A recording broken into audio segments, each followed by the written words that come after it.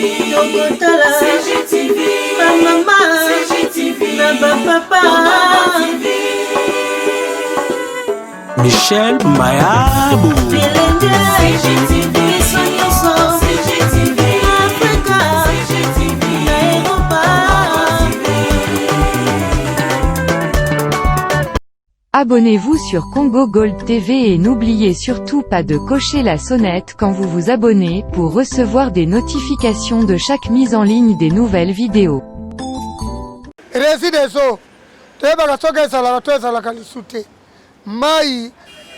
Mai ne yangonde bomo ya batu. Mai soki bosana mai te, boza pe na bomo ite. Bosana na Salongo, na rivière.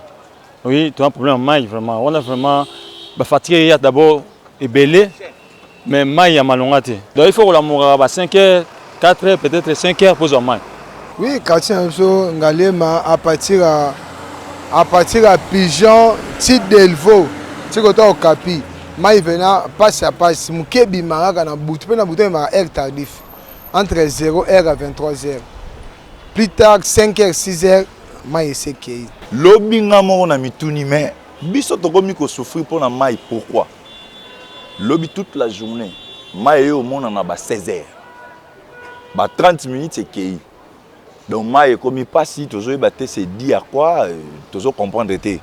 Mai zalako bima partout mais lelo komi ba commune ezo bima mai soke bimi na tongo okomana na 11h mai sekei ti pata msu bokoko luka mai 3h 4h ne mai bandi ko bima. CGTV à la vitesse de la vie.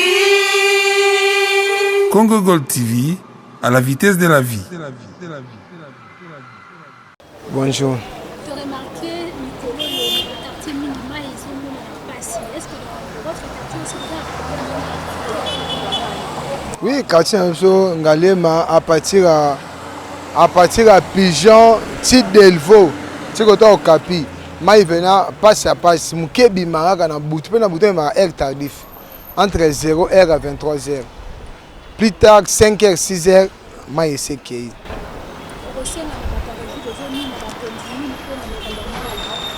Na kosenga ba régie des ba konzi ba ranger problème à mai parce que constat de ko sala bandaka makambo banque africaine ya mai $50 mai beba parce que elle ezaka makambo na te mai ezaka kimia partout so ba mo ko ba régie bato ya banque centrale ya ko aider bato le ba moni le ko moni $50 ezaka pona mai on moni le moyen ba koma ko bebisa pona ba zo raison moni ba on ba ye ba installer bloc na bango mai baby eza normal te fait ba luka basala musana bango bazong se tout mai normal ba commune les beloke tina ba kindele kuna kota campus difficulté ka ya mai okiti tina ba kamunga parce que ngana tambolaka tina ba kamunga on moment yebi masalité un moko kati so finalement to éviter bazo zo salaire te to bazo zo mbongo mais entreprise à l'état ils sont tous dans l'état travailler dans l'état mais quand on moni so bazo salaire bien te vous déclarer boloba ou sorti ba mo ba déjà il y a régie des eaux ba profitera juna mbongo atie na poche na ye.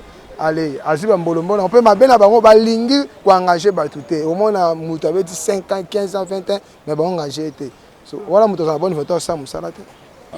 Oui mbote maman. En tout cas nga za nchangu.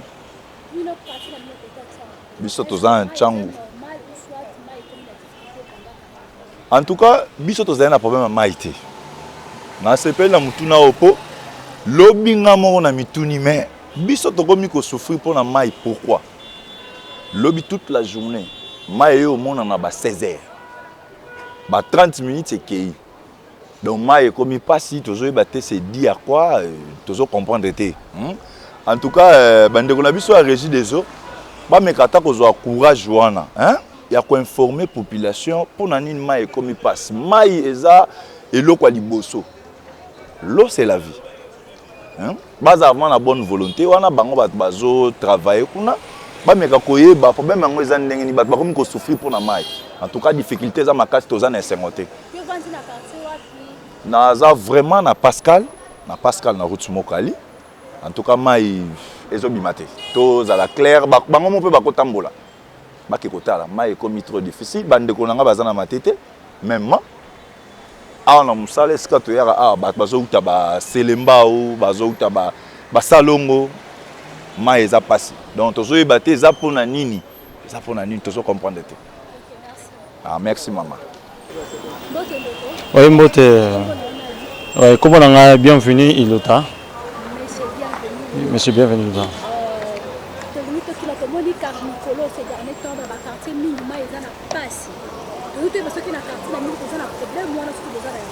Mais oui, tout un problème dans biso na Salongo, na rivière. Oui, tout un problème maille vraiment. On a vraiment fatigué d'abord et belé, mais maille à malongate. Donc maille vraiment tout un problème maille. Mais fatigue et oui anango. Nous comprenons. De votre foot, mais tu bénéficier de maille comme il faut exacter. De moyens de complications vraiment. Donc il faut que l'amour à 5h, 4h, peut-être 5h pour maille. Donc mon boulot vraiment conseiller battre du Cambo vraiment. Donc les amours en abisso. Hein? Donc tu foot à ramer, tu bénéficier de maille en gros. Donc c'est même gratuit. Mais tu bois mais tu foot en gros, mais tu bénéficier pas. Il faut maintenant on casse pour son maille. Donc ça passe ma race vraiment. Ok, merci vraiment. Oui, bonjour madame. Moi c'est M. Jacques Mbala.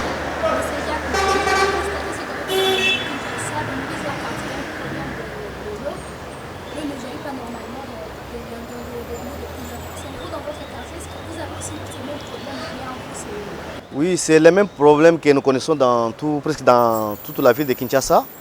Récemment, l'eau ne jaillit pas comme l'habitude. Bon, surtout à partir de 5h30, même vers 9h, 10h, l'eau ne jaillit pas. Et nous avons la difficulté de nous laver pour sortir, de faire le nécessaire pour sortir ou pour faire autre chose à la maison. Donc nous sommes obligés de prendre les bidons, mettre de l'eau dans des bidons, dans des réserves, pour peut-être nous laver les matins et aussi faire le ménage les matins. Donc c'est ça les grands problèmes que nous connaissons ces derniers temps. Par rapport à ce problème, qu'est-ce que vous demandez aux autorités, à la régie de l'eau? Parce que jusqu'à présent, il y a certains quartiers qui continuent de donner les factures, de faire les factures. En tout cas, merci beaucoup. Nous demandons aux autorités, je ne sais pas, les PCA de la régie des eaux, les directeurs, d'avoir comme cette bonne volonté-là, de mettre la population à l'aise. Ils nous amènent des factures, nous payons des factures trop chères. Et surtout nous qui sommes dans la commune de Kinshasa, les factures sont extrêmement chères. Et l'eau ne jaillit pas convenablement. En tout cas, c'est ce que nous déplorons. Prochainement, même les enfants du quartier, les jeunes du quartier sont ménagés pour ne pas aussi recevoir les factures et les payer comme l'habitude. Mais sinon pas, c'est un problème de volonté que nous le faisons. Prochainement, s'il continue comme ça, je pense que la population va se soulever. Nous demandons aussi au gouvernement de prendre ces problèmes à cœur. Parce que ce sont des prioritaires, ce sont les dossiers prioritaires. Les gens doivent être à l'aise par rapport à l'énergie, par rapport à l'eau. C'est ce qui nous préoccupe. Donc jusqu'alors, nous ne vivons pas comme nous sommes en ville. Ce n'est pas aussi sérieux. Donc c'est ça notre regret. Nous demandons à ceux qu'ils prennent quand même ces problèmes à cœur et quand même stabiliser certaines choses. Donc c'est ça ce que nous demandons à notre État et puis aux autorités aussi de la régie des eaux. C'est moi qui vous remercie. Mote maman. Remarqué dans le quartier Mingi, à la ville à Kinshasa, il y a quartier régie des eaux. Toyebaka soki ezalaka to ezalaka lisu te. Mai nde yango nde bomoi ya bato. Mai soki boza na mai te, boza mpe na bomoi te. Bameka nanu kotala kote wana ya mai nini oyo ezokokomplike mpo kisasa tozanga mpenza mai. Liboso tozalaki boye te. Mai ezalaka kobima partout me lelo ekomi bakomini ezobima mai. Soki ebimi na ntongo okomona na 11h mai esi ekei. Ti bata mosusu bokoki koluka mai 3h 4h nde mai ebandi kobima. Soki ekangami na 5h soki omesulaki mai te okomi mai ya koluka, tokomi kosomba meme mai ya kosomba mpona kolamba mpo bana bamela. Toyebi te soki bakonzi ya régie des eaux yango soki baza en vie ou bien déjà si bakufa toyebi te.